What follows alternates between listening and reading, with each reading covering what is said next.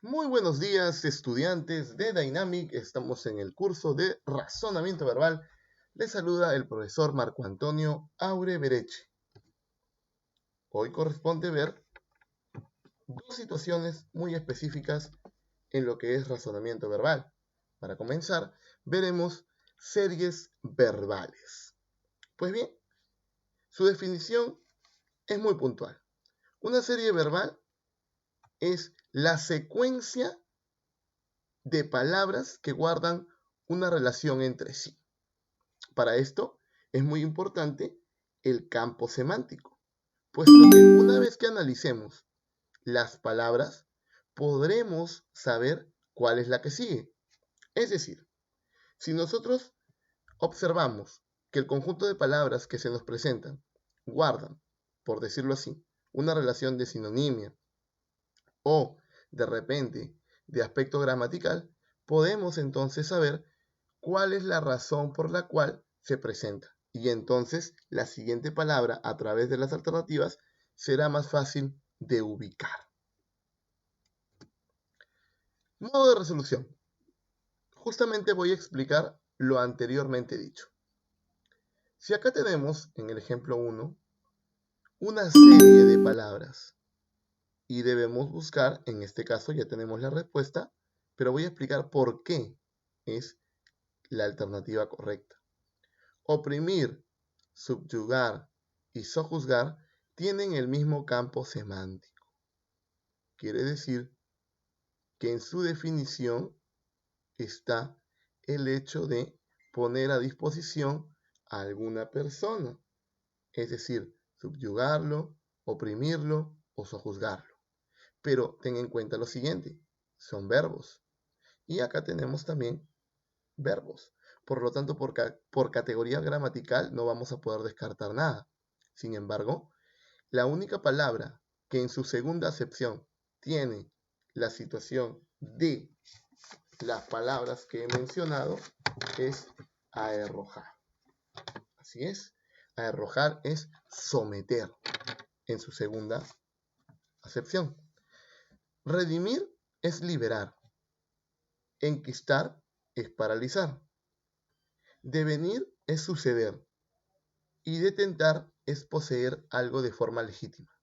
Por lo tanto, ninguna de estas alternativas cumple con la definición de estas tres palabras que en su campo semántico sí podrían albergar a esta palabra que tiene, repito, en su segunda acepción, el hecho de someter. Entonces, arrojar pertenecería a esta serie o continuaría la serie. Segundo ejemplo. Mofa, burla, escarnio. También tenemos una situación de sinonimia. Venia no tiene nada que ver. Recuerda que es una expresión como para estar de acuerdo. Repulsa significa el hecho de no estar de acuerdo. Repulsar, no estar de acuerdo. Ludibrio, eso sí, es una burla. Entonces, automáticamente pertenece a este grupo de palabras. Jolgorio no tiene que ver con la algarabía desmedida, ¿verdad? Y plaga definitivamente no corresponde. Por lo tanto, ludibrio sería la palabra que encaje perfectamente o que continúe la serie verbal. Ahora nos vamos al segundo aspecto que te había mencionado, un segundo tipo de ejercicio llamado término excluido. Y entonces, este es un ejercicio muy particular. ¿Por qué? Porque también tiene que ver un poco con el hecho de las series verbales. Es decir, un grupo de palabras donde hay un intruso, una palabra que no corresponde. Esa palabra debe excluirse, alejarse, eliminarla, excluirla. Entonces, vamos a tener algunos tipos, por ejemplo, por sinonimia, por morfología, definición, sinónimo, antónimo y rasgos gramaticales. En tu libro, en el capítulo 3 de tu libro, vamos a hallar algunos ejemplos y voy a explicarlos. Por decir así, tienes el tipo de sinonimia y el ejercicio que te presenta tu libro en el capítulo 3 dice lo siguiente. Letra A, pedantería, luego petulancia, presunción, precaución y afectación.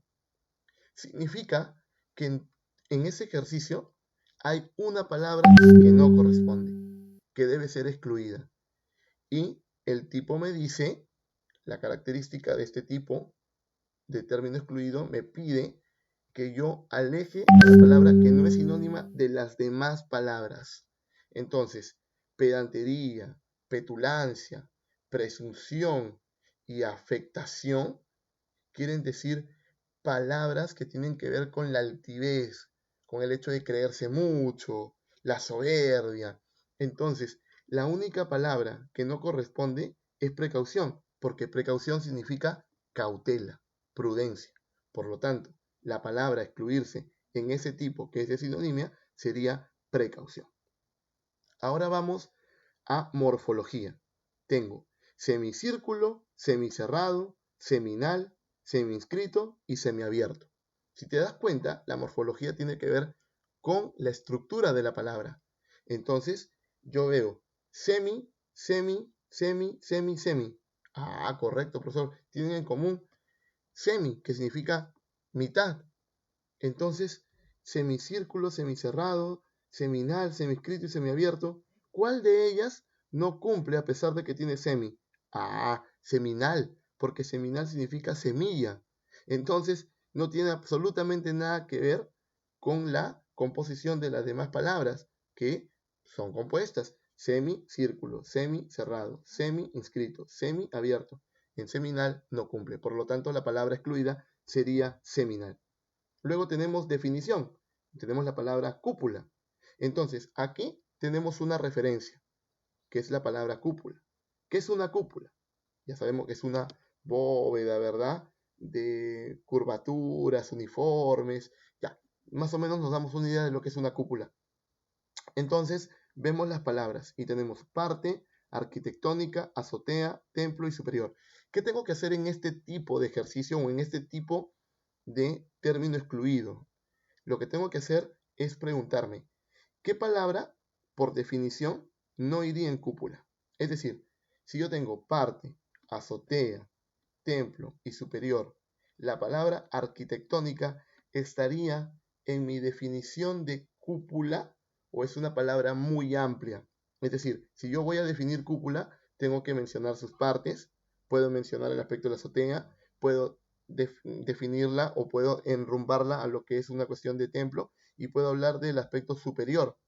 Es decir, si estamos hablando de parte baja, parte media, parte superior, todo tiene que ver con la estructura. De la palabra arquitectónica es una palabra demasiado amplia. Entonces, esa palabra sería la que yo voy a excluir por definición. Entonces, me voy a sinónimo y antónimo. Entonces, tú dirás, profesor, pero esto es parecido a sinonimia. Es parecido, pero ten en cuenta lo siguiente.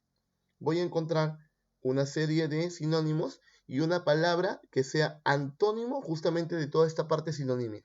Entonces yo diré rompible, frágil, deleznable, huevos y resistente. Deleznable es rompible, es frágil. Y tú dirás, profesor, pero la palabra que sería huevos, porque no es un, por decirlo así, no es un adjetivo, es un sustantivo. Ah, correcto, pero acá te está dando sinónimo y antónimo. Entonces, huevos no es antónimo de rompible, de frágil y de deleznable. Al contrario, huevos vendría a ser, digamos, una situación en la cual ese sustantivo cumple justamente con las características de rompible, frágil y deleznable, mientras que resistente es todo lo contrario. Por lo tanto, yo tendría que ver, profesor, correcto, usted me dice que yo tengo sinónimo y antónimo.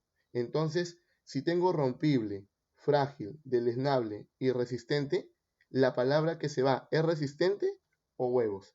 La palabra que se va es huevos, pero te voy a explicar por qué. Porque la característica lo indica.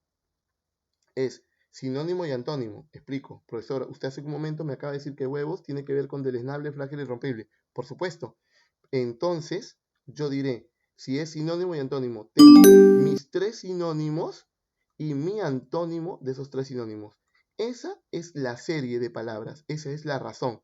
Por lo tanto, la palabra huevos, al no ser un adjetivo y al no pertenecer a esta relación de sinónimo y antónimo, es la palabra que se excluye. Por lo tanto, la palabra o la respuesta correcta ahí es huevos. Ahora, rasgos gramaticales. Odio, amor, envidia, optimismo y sollozar. El rasgo gramatical tiene que ver si es un sustantivo, si es un adjetivo, si es un verbo. Entonces, en este caso, odio, amor, envidia y optimismo son sustantivos abstractos. Por lo tanto, la palabra que se va por ser verbo es sollozar. Y entonces, hasta ahí sería, muchachos, la explicación de término excluido de series verbales. En la plataforma Zoom vamos a resolver y verificar los conocimientos con los ejercicios propuestos del libro. Hasta entonces.